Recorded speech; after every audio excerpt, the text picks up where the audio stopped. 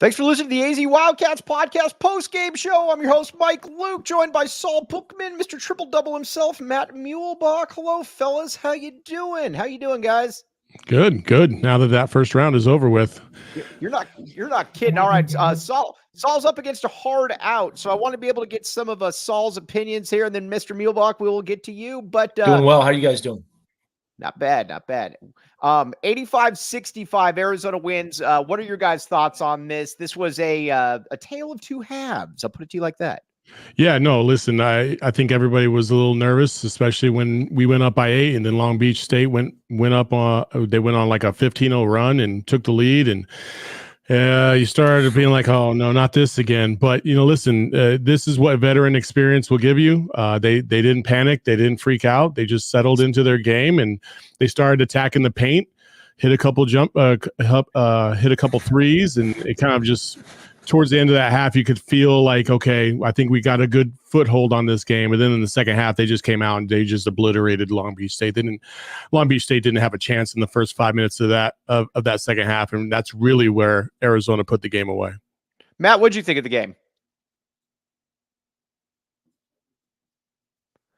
All right, yeah, we're gonna have to let Matt go. We're having some connection issues there. We'll try to figure this one out. But okay, yeah. As far as this game goes, though, Saul, Arizona, though, I got to give Kylan Boswell a ton of credit here. He's the one that kept them in this game. I mean, let's be honest here. The kid's been through a lot, and he kept them in that game. He had some huge threes in that first half. That was a huge part of what Arizona wanted to do.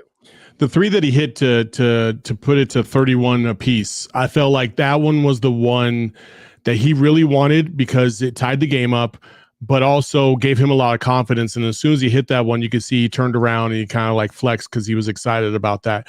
He played a really good game, solid. He didn't play out of his own comfort.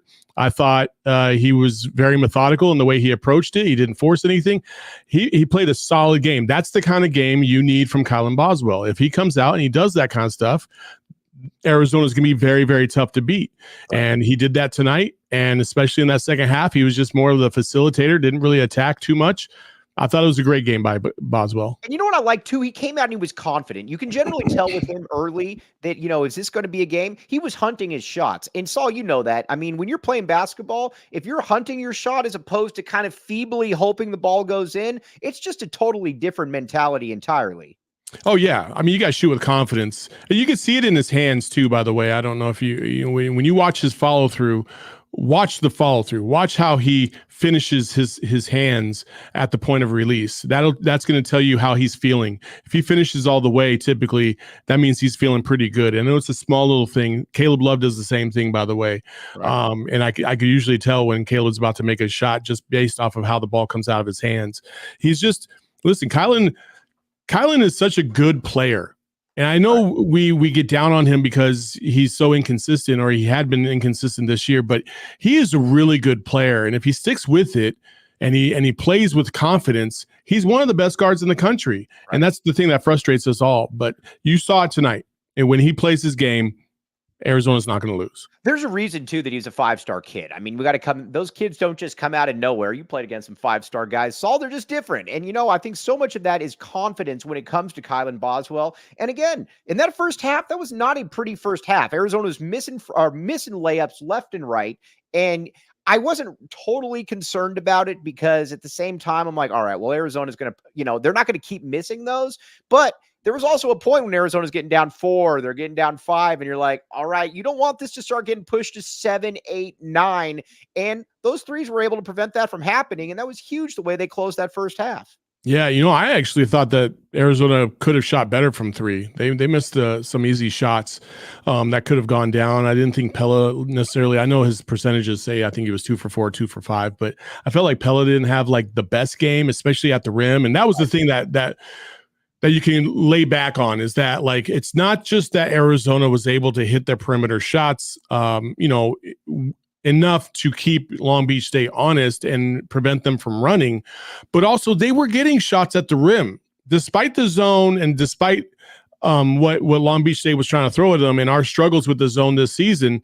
We were getting quality shots at the rim. We were just not making those. And so I felt pretty good about what Arizona was trying to execute because they could always go back to the well down low. That's exactly what happened in the second half. Keshad was basically the main reason. He scored, I think, 9 straight points from the end of the first half into the second half, including a 3. And that confidence just kind of really permeated itself throughout the team. This was also a good test run because, if you're playing Arizona, you're going to zone this team. That is one thing that you're 1,000% going to do. You're going to look to zone this team because man-to-man, you're generally going to have a hard time. Arizona was getting the looks they wanted. Again, it was frustrating because they weren't making them, but they were getting the looks they wanted, Saul. And that's why when you have a team like Arizona, and I know that they can be up and down, they can be mercurial, but when you get the looks you want, you're always going to feel pretty good about that. And that's exactly what happened with Arizona. Yeah, I think, when people were talking about Tommy and if what would happen if the Wildcats lost this first game, to me, it's not necessarily about wins or losses. It's about how efficient was your team? How good did they play? Did they look erratic, or did they just have a bad game, but they got plenty of shots that should have went otherwise? And that's tonight.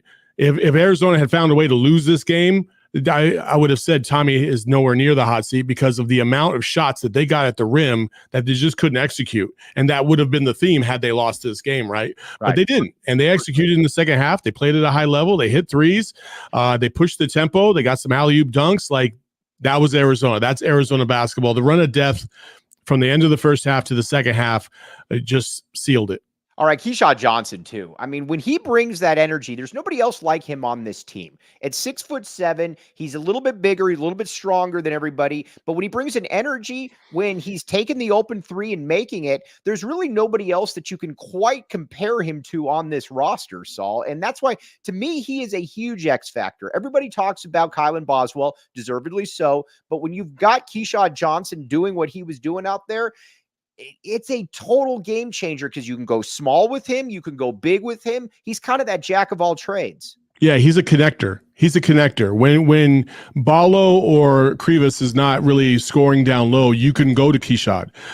If you need a bucket, a wide open 3 in the corner, Keshad can hit that. Right? He's that connective tissue between the guards and the front court.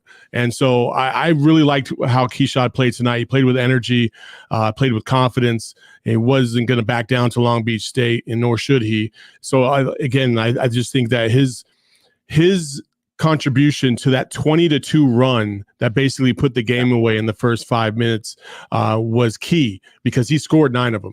Right. And that confidence, again, like you come out of halftime and Long Beach State hits a couple of shots, now you tighten up. And now you're like, okay, we're in this, right? They were only up 6 at half. But the fact that they came out and they just blitzkrieged the hell out of Long Beach State was led by Keshad Johnson. Again, that Final Four, that Final Four experience matters. Right. Keshad's the only one on this roster that has it, or no, Caleb does too. Right. So like that mattered in this game. Caleb didn't back down at all. Like he was the same old Caleb. To kind of piggyback on your point, Saul, what I really like too is that when Arizona came out of the second half, there was no more messing around. You got the lead up to 6, which I thought was big. The last thing I wanted was to go down 4 at the half and then go in there and you have to be able to make a bunch of different plays. Saul, they were able to push it to 6, but then before long it was 15-18 and the game was over. The last thing I wanted him to do was mess around and it's a 5-point game at the under 8 timeout or something. You got to get rid of this team because, again, you start tensing up. You know the little bit of the reputation. They did exactly what they needed to do. 1,000,000%. We've seen this story way too many times, Mike. You know exactly how it goes. You know what the rhythm and the flow is when a team is trying to pull off an upset and the crowd is really listening. The one thing that I really take notice of just being at the tournament and listening to it on TV is everybody's going to root for the underdog. And a lot of these schools that are in that 15, 14, 16 range don't play in front of crowds like this very often, especially not a home crowd because everybody's pulling for you to pull the upset. And so you could tell that Long Beach State was pretty juiced about that. They played at a high level in the first 10 minutes of the game. They just couldn't maintain it. And Arizona knows how to weather that storm. They've seen it last year. Kylan saw it firsthand last year. So I know he knows how important this was. I think the whole team knew how important this was to get past this first round. Again, you have to weather these storms. It's going to happen time and time again. It'll happen next game. It'll happen if we advance past that. Every team's going to have to weather through it. But if you can, you have good things ahead of you. All right. And what also, too, you got another game coming up. You've got Nevada. You've got, obviously, Dayton. That's probably going to be a down-to-the-wire game. Keep your guys as fresh as possible. I was getting a little bit nervous with Arizona's luck when they had him out there with about 4 minutes left. I'm like, all right, coach, we can get everybody out of there. Another point, too, and again, just tell me when you have to head out, Saul. I know you're up against a time crunch, but I will steal you for as long as I can. Oumar Ballo. That's another thing. I love giving the ball to Oumar Ballo down low. That, to me, is kind of a huge X factor. I was on with Jody earlier today, or this morning, and, we talked about, some of the keys. Every single game, he's going to be almost bigger than everybody out there. When he seals his guy, you got to be able to get him the ball.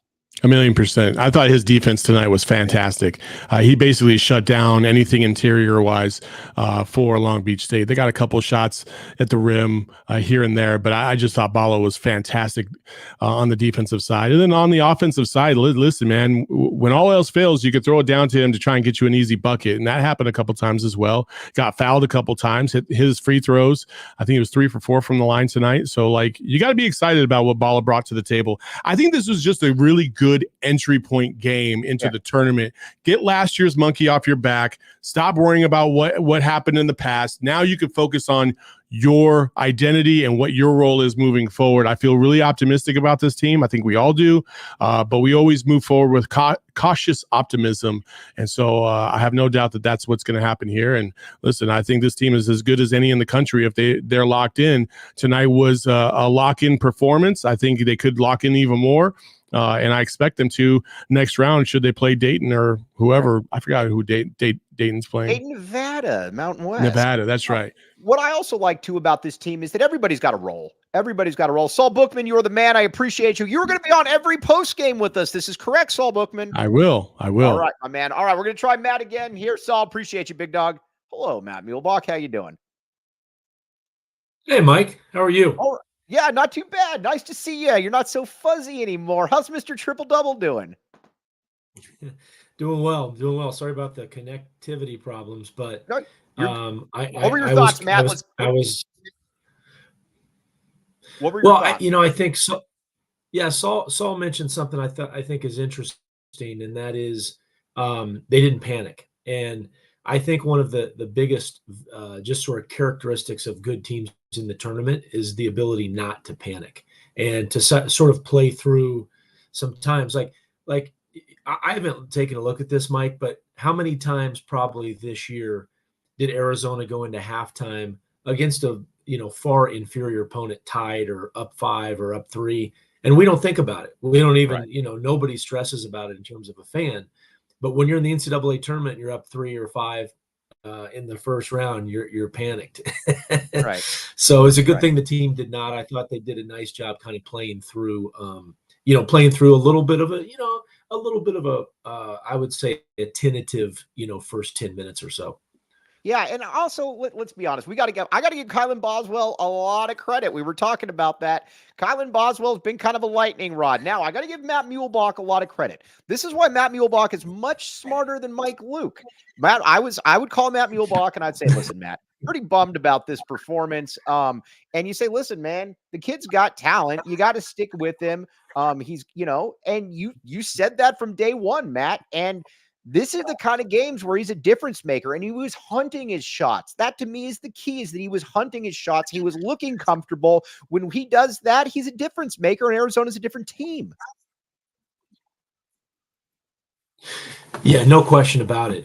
And I think, that's a motto of Tommy Lloyd, right, is let it rip. Right. I mean, he said that the last 3 NCAA tournaments, let it rip. And despite saying that, the team did not listen to him last year. They did not let it rip. They were super tentative, especially in the second half. But to your point, Kylan and Caleb have no problem hunting their shots, do they? Right. I mean, they really don't. Also, I got to give Caleb Love a lot of credit. Caleb Love's a lot better passer than people give him credit for. He had quite a few nice assists, 11 rebounds, 5 assists. The shot isn't falling, but something else that we were talking about, when the shot isn't falling, he's capable of doing other things. And that was what I loved seeing out of him today, Matt Muehlebach. Yeah, there was a play in the I think it was the first half where a guy beat him on the baseline and he'd missed a couple shots. And I think Tommy got on him about his defense. And after that play, his defense really, like, it got a lot better. And Right. once that got better, he started sharing the ball. He had 11 rebounds, to your point. I thought he played a really nice floor game. He still hasn't shot it great, but you could actually see a little bit of form coming back on a couple of those three balls. That step back he hit late in the second half Yeah. was something we've seen from him. And that's what Arizona's going to need it, because look, let me throw this out, and this is something I was never really super nervous about this game, even when Long Beach was up, partly because Long Beach plays the way Arizona wants to play. They play fast, they play up and down. I don't know if any team in the country can stick with Arizona playing up and down, but the problem is they're not going to play teams like that every game. And Right. Nevada and Dayton both play much slower, and Arizona is going to have to be much more tight in their game when they play that much slower. And, look, we've talked about it, Mike. The NCAA is a rock fight. When you start getting into the second round, and these are rock fights that you have to somehow get through the kind of rock fight part of it and then let your talent take over. I'm going to give you a great example of that, but let's go to the A factor first from the great Jacob Franklin. All right, Kylan Boswell, 20 points, 8 assists, 3 rebounds. This is a Matt Muehlebach type stat line out of our precocious freshman. Again, he was a difference maker. He was the A factor. And I thought was also very interesting, Matt, is that he kept Arizona in the game when, let's be honest here, Arizona was playing like poo in the first half. They're missing layups. They were doing all kinds of stuff. And the last thing you wanted was Arizona to get down 8, to get down 7 going into the half. He was the one that kept him in it. Got to give him total love. My bad, Boswell, for this game. Not entirely, but for this game. No question. He showed up. And you got to hand it to him for showing up after a couple of, not his best games in the Pac-12 tournament against USC a week and a half ago. So, Right. hey, he played with confidence. I think Tommy Lloyd gave him some confidence, and he took it. And he's a talented player. Look, he's very talented. But I like what you said. I think there were some other guys. Ballo played a really nice game, barely got any touches. When he did, it felt like every time he did, it was like a body blow from a boxer, to the other team. It just kind of body blows their defense. They don't know what to do with him. He did a nice job from the free throw line, hit 3 or 4. But I like Keshad too. I agree with you. I think you made a good point a couple of weeks ago that Keshad Johnson could be the X factor for this entire team when he can really do some things that I'm not going to compare him to Draymond Green, but he's that type of like toughness. But yeah, he's got to provide the toughness, the energy, the hustle plays. He can knock down a 3 or 2 here or there, but it's the hustle and the energy and the toughness that I think he brings. Yeah, and I think what's really also kind of impressive about what he's able to do is that he's just kind of there's nobody else like him in that he's big, he's physical, he's athletic, and Arizona's not had somebody like him in quite a while. As far as kind of his impact, he's a little bit of an Aaron Gordon type in that regard, and that is definitely high praise. That is, yeah. He's not as physical or as big as Gordon, but he's in that category and actually shoots it better than him. So, Right. and to your point too, you and Saul talked about it. Hey, look, he's got finals experience. He's been through this. And I think you looked at that team. The makeup of this team is different with Caleb Love and Keshad Johnson than it was last year. Right.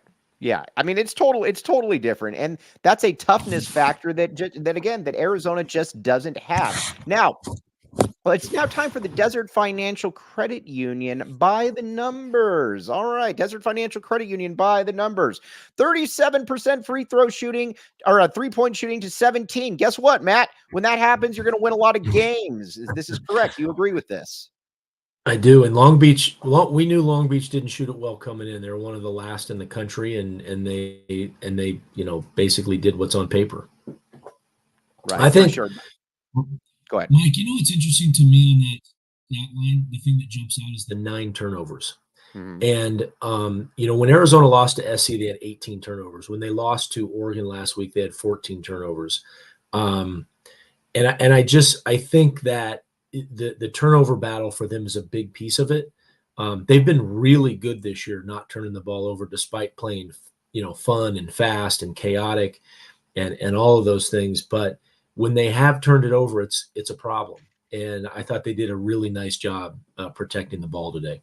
Yeah, they did a really nice job of that. And not only did they do a really nice job of that, I think you also got to be pretty excited about what this means because of the pieces. When Arizona's playing well, the pieces all fit. And I think that's something, it's not a mismatched group of players that everybody kind of has a finite position. Oumar Ballo, leader of men, as you coined him on the air. Keshad Johnson, Pelle Larson, they all do their own little thing. And when you see that, like you said, when they're at their apex, they're just different than everybody else. They are, and I think the good news for Arizona is KJ Lewis didn't play his best. He'll play better. Mount Krivas did not play his best. He will play better. I think Caleb can shoot it better. Pella missed some shots he normally makes around the rim. So despite the 20-point win, I think they've got a lot more in the tank, which is good news. All right, now back to the Desert Financial Credit Union. Matt Muehlebach, let me tell you a little bit more about our good friends at the Desert Financial Credit Union. Again, that was presented by the Desert Financial Credit Union, Arizona's #1 credit union named by Forbes.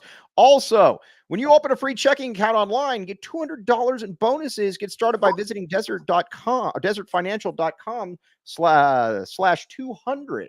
Also, Matt, when was the last time you went to Circle K? Have you been to Circle K lately? I always go to Circle K. You know that. Dude, Matt Muehlebach, part of the Inner Circle. Join Inner Circle for free by downloading the Circle K app today. Terms and conditions apply at participating locations. Visit CircleK.com for details. All right, now, I was also excited that they went with the zone. Arizona, if I'm playing against Arizona and I'm an overmatched team, I'm playing zone against them. But Arizona was able to hit the zone. They were able to shoot out of the zone, Matt Muehlebach. I liked seeing that. Yeah, I thought they do that for a couple reasons. I think they're picking their poison, right? They're just saying Arizona's second in the country in points in the paint per game. And what they're saying is we don't want to lose with points in the paint. We're gonna hope Arizona misses a bunch of jump shots. And what's key is that Arizona, the jump shot's always there in the zone. You just have to make sure you get good ones and the right jump shot. And they did. I thought the big thing was they came out and played aggressively. It's okay to take shots if they're wide open. That's not settling for threes if they're wide open and you guys are trying to win a national championship. You got to make threes. Now you can't shoot them every time. And I thought Caleb missed a couple and then got to the rim. Pella got to the rim, but I thought they did a pretty nice job against it and were aggressive against it. All right, we need to talk. I want to talk a little bit about Caleb. Here's what I've come to the conclusion of. Caleb Love is good, a good shooter. Caleb Love is not a great shooter. I think that's fair to say. What Caleb Love can do is Caleb Love can finish around the rim. Caleb Love also has, I would like to see Caleb Love because he'll have halves where it looks like he just relies on his three. I would like to see him be able to get to the bucket more, to be able to get kind of that mid-range shot. That's more of what I'm looking for. To quote Ryan Neal down here, Caleb needs to drive. I totally agree with that, Matt Muehlebach. Yeah, no, I like when he's aggressive. I like when he gets to the rim. He gets to the free throw line a lot. He's a great free throw shooter. And then when that opens up, that's when he tends to make his threes more, right? That's when the three opens up and again softens the defense. And I think it gives him confidence to see shots go in around the rim, at the free throw line. And look, we know he's going to attack. He's been here before. I just like the fact that he's not afraid. Right. And I think when you win these games, I mean, if you're going to go down, you got to go down swinging, and he is going to go down swinging. We know that, but you don't want him to go down. You want him to keep playing. And I'll tell you what, they're going to have a tough game on Saturday. Either of these teams, Dayton and Nevada, they're tough. They play slower. It's going to be a more methodical game, and I think the rock fight analogy is going to be more apt in that Saturday game. Yeah, and you always use a great comparison because I like to give Matt Muehlebach a little bit of grief about losing to Alabama early on in the tournament. And then you're like, no, Mike, listen here, dweeb. You told me, you said, these teams are good. You're like, that team had 3 NBA players, and then they were redshirting Latrell Sprewell. I don't think people realize that when you get into that, when you start playing teams that are about a 9 seed or a 10 seed, a lot of times these teams have really good talent, Matt. Well, yeah, look at who Arizona just had to play in the Pac-12 tournament in Oregon. Right. Oregon's a 10 seed, and their talent is it's not as good as Arizona, but it's not that far off. I mean, Right. there's almost no one in the country as good as N'Faly Dante in the center Correct. position. And Ballo's really good, obviously. But look at Colorado. Colorado's a 10 seed. They have 3 NBA players, 3 guys that Right. can play in the NBA. They may have more NBA players than Arizona has. So no, you get people think they look at the 10 seed, they look at the 7, and they don't realize how good all these teams and how close that the actual separation is. It's a really small thing. I think too with the now let's talk about Dayton. Dayton's one of the top 5 3-point shooting teams in the entire country. One of the flaws on this team is that I think that especially against teams like Stanford is that they say, all right, well, we're just going to hope you miss shots. And then what happens is when they don't, we're also in a kind of a 1-game scenario here. You can't just hope that somebody misses a shot. You got to be able to go out there and get that. And listen, I mean, Arizona did a good job defending the 3 today, obviously. But, Matt, that's going to be something when you've got guys that can rain the 3 and you got an All-American. If Arizona were to play Dayton, that's something that Arizona, you can't sleep on that. You can't. And so you get the give and take. The give for Arizona is you get Ballo down in the post and nobody can stop him. The take is that people put him in ball screens. He's a big guy. He's not a Christian Coloco guarding ball screens. And so what's key, and I thought they did a really good job of this today. What's key is that the guy on the ball cannot give up on a screen. Everybody thinks like, okay, you get screened at the top of the key, you're out of the play. Ballo's got to plug or help or do whatever he does. It's not about that. It's about being much tougher on the ball and fighting through a screen, right, so that even if a guy gets an open or a look at a 3, it's contested and you're trailing right on top of him. And I thought Arizona did a good job fighting on ball screens where Ballo was the defender, and they're gonna face a lot of that in the tournament. Yeah, they're going to face a lot of that, but I also think he's a little bit of the equalizer, though. When he seals his man, you've got to be able to get him the ball. I thought Arizona did a pretty good job of that in the second half because, like you talked about too, Ballo is a cumulative effect. He's not necessarily the it's not like you're going to watch him and say, man, that's Akeem Olajuwon in his prime. He's somebody right that just continues to wear you down. And people talk about Ballo's conditioning. Well, the people that are going against him are tired at the end of the game as well. That to me is going to be somebody against a team like a Dayton, against a team like a Nevada. That's got to be a real trump card for Arizona. It is. And to your point, they go to him. I wish you would have used that term cumulative effect. I would have used that on TV. Damn, that would have been a good one. Oh, come on, Matt. You use all your own terms. I steal everything I can. No. But yeah, but you know it though. Like he's just, I mean, people don't realize, and you could maybe, he's not the tallest guy in the world. He's not 7 foot, but when you're next to him though, he's just a large man. He is one of the largest people. The term country strong comes to mind, but he's one of the most country strong people that you'll ever come across. He's a monster. He is. And he's also gotten really good at the nuances of the game because of Tommy Lloyd, how he's coached him, how he seals, how he ducks, how you can go over the top, how he'll seal you down low, how he'll bury you in the post. And you looked at like they were banging him early in a beautiful little left-handed hook. He can go right, he can go left. He's skilled, for as big as he is, and he doesn't shoot free throws that well. He's a really skilled post player. He's a really skilled post player, and we need to talk about his free throws in a second. But first, the BetMGM Sportsbook app. Now, check it out. BetMGM are all kinds of good stuff. Here's the deal. You can sign up for BetMGM. Use bonus code PHNX. Place your first BetMGM Sportsbook wager through BetMGM Sportsbook mobile app for at least $10. You will receive $1,500 Matt Muehlebach money right there in bonus bets if the bet loses. Check out the show notes for details. And now let's hear Shane with the disclaimer.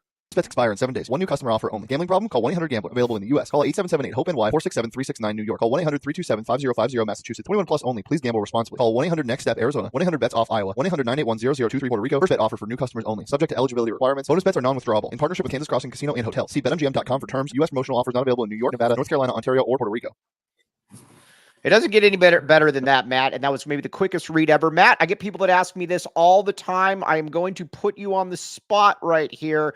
We got hundreds and hundreds of comments. This is what I'm putting on the air. Matt, have you heard anything about calling Arizona games next year in the Big 12? Matt Muehlebach? I have. Yes, I'm hopefully going to be doing some FS1, some ESPN. Obviously going to have to transition to a different network. I was able to do. It was great. I did like 5 or 6 FS1 games this year, which was awesome. And so that's my hope, and I hope to continue doing it. It's obviously something that's it's unbelievably fun, as you can imagine. Are you buying the Mountain West? This is off topic. I am buying the Mountain West. I don't know that Matt Muehlebach is buying the Mountain West, though. I'm hesitating, and here's what I'm hesitating about. I'll say a few things that I think all of which can be true at the same time.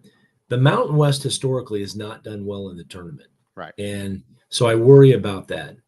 With that said, the tournament is a rock fight, and the Mountain West is a rock fight conference. Right. And the reason they're a rock fight conference is because of San Diego State. San Diego State changed the way that conference played, and everybody tried to hang with them the last 15 years. Because they've been so good and so dominant. Right. The only way to hang with them was to be as physical and athletic. And that league, I'll tell you what, that league is incredibly physical. It's incredibly tough. It's old, too. Like, they have veterans. You look up and down those lineups. New Mexico, every guy on their team is like a 5th-year, 6-year senior. Right. And because of that, I could see them doing very, very well. Right. I do think there's a piece of their non-con schedule where they've done a great job that gets their net and kin palm probably a little higher than they should be. Because look, you watched it last night. I mean, Boise State's probably the best or second best team in that conference. Colorado, it was a pick'em game, and Colorado did a nice job actually being tough in that game and winning that game. But no, I'm with you. I like the Mountain West. And I will say, too, historically, Matt, you can say you hate the Mountain West because their seeds. I don't. I like it. I told you. I did New Mexico, Nevada. By the way, I've done Nevada this year. So if Nevada wins, I can. That's what led me into it.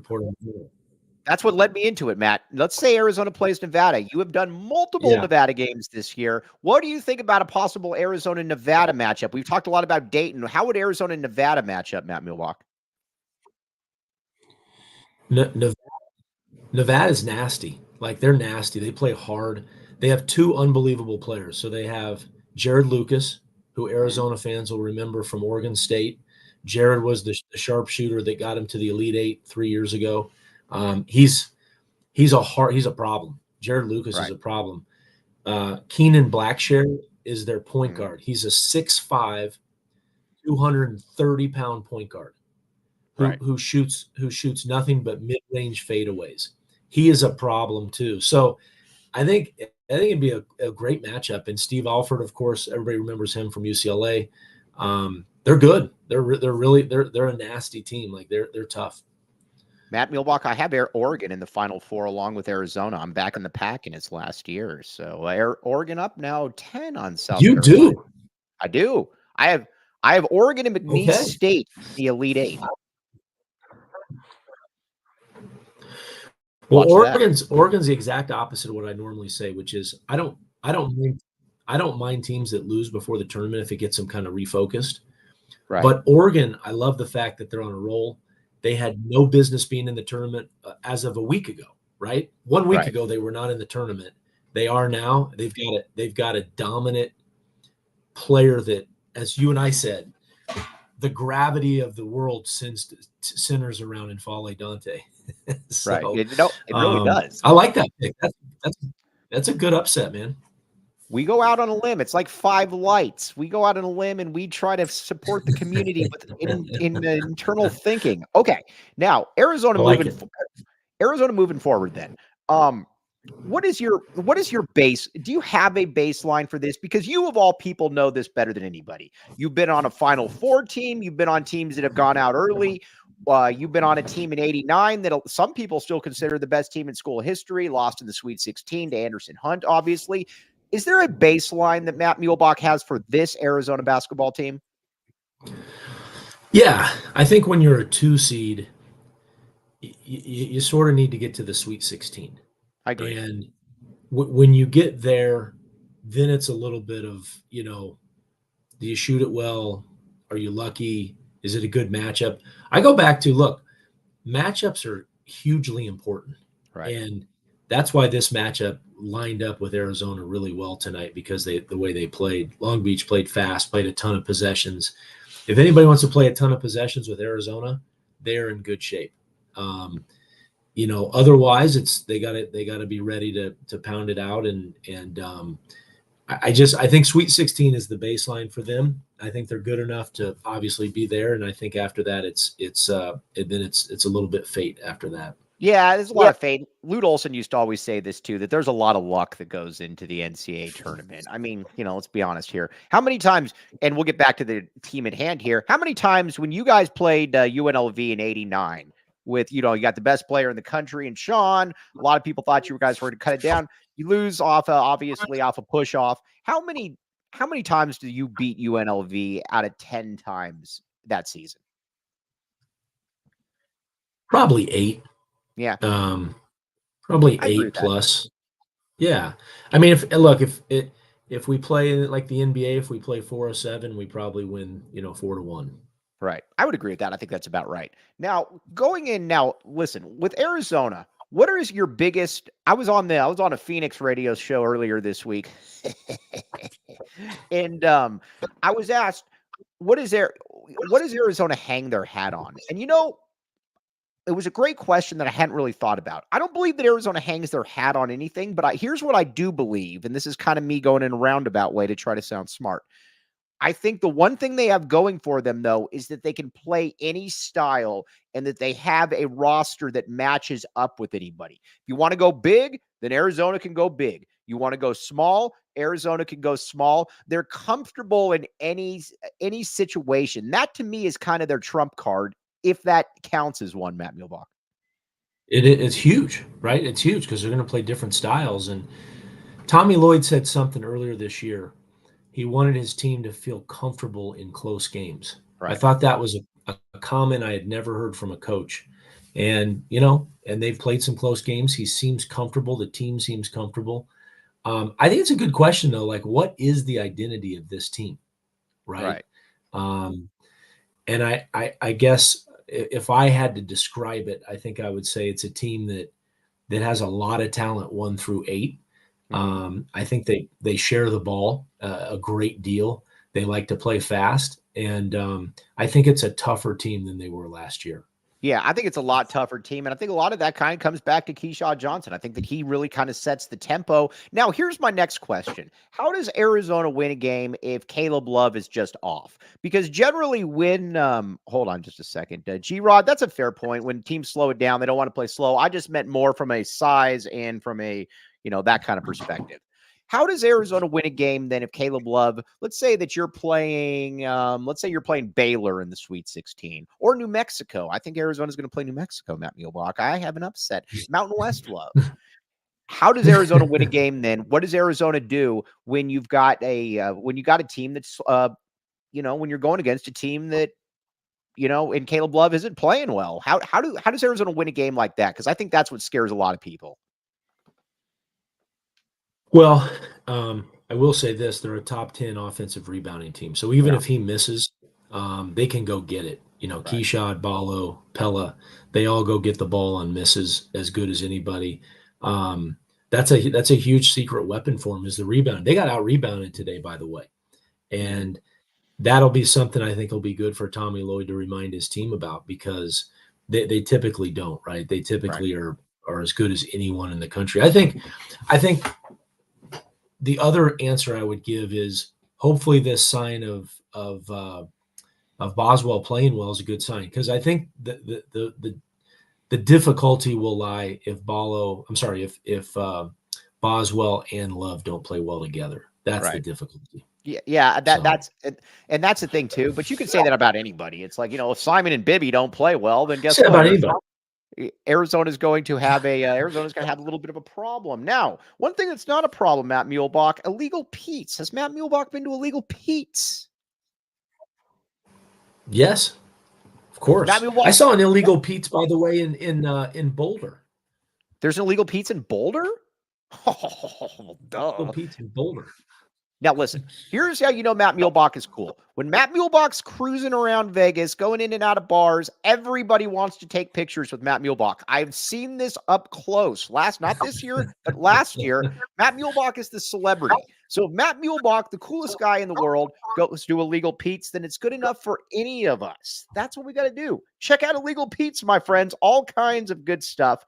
And let me find this disclaimer then. All right. Illegal Pete's is here to bring you a win with their legendary sound check deal. Bring in your ticket stub from any ticketed event and get a draft beer or a house margarita for a penny. Illegal Pete's wants to celebrate with you, whether it's a pregame or postgame party. They got you covered on all your game day needs. Must purchase an adult entree to redeem Illegal Pete's sound check deal. Illegal Pete's, your go-to spot for burritos, buddies, and beer. Join the PHNX Illegal Pete's Bracket Challenge for free. Prizes for the top 3 include diehard memberships, shirts, and a gift card to the PHNX locker and Illegal Pete's gift cards. Check out your socials for the link to sign up.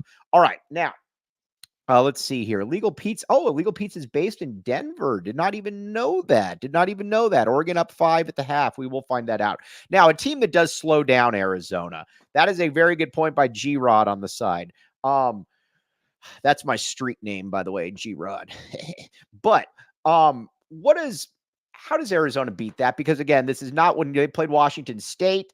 It was obviously something that flummoxed them. It's flummoxed them in the past somewhat as well, because let's be honest. Tommy Lloyd wants to get up and down. He's not the coach that makes up crap that he wants to get up and down. He wants to get up and down. When Arizona, if they do get down a game and they got to play like a Virginia, where it's like a score in the 50s or 60s, how does Arizona win that game, Matt Muehlebach?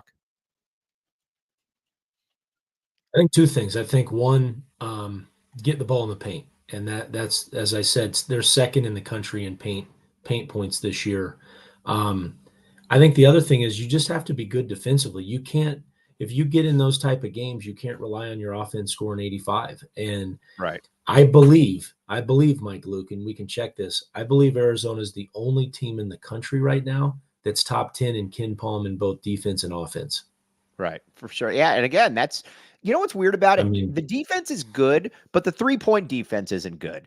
It scares me a little bit, although it was good today. So that's another thing. You also got to limit, offensive rebounds. That is a very, very good point by Kevin. You got to limit, because how many times too does it feel like an offensive rebound leads to a 3-point shot or something where you're like, dude, we just went through 35 seconds of defense. Now we got to do all this crap all over again. We do not want to see any of that. But one thing, Matt, we do want to see more of is the Gila River Resorts and Casinos. Now they got the cool little blue wave on the side. You could see it when you're at I-10. I've seen this many, many times. The Gila River Resorts and Casinos. You do you. It's a fun, immersive experience. All kinds of really, really good stuff. You do you at Gila River Resorts and Casinos. Visit playatgila.com for more details. All right, Matt. So what are you looking for going forward then into the next game? What is the Matt Muehlebach's biggest thing for Arizona, whether you're playing Nevada, which you have been on the ground and seen, or Dayton, which is a 3-point flyer? Which one are you looking at?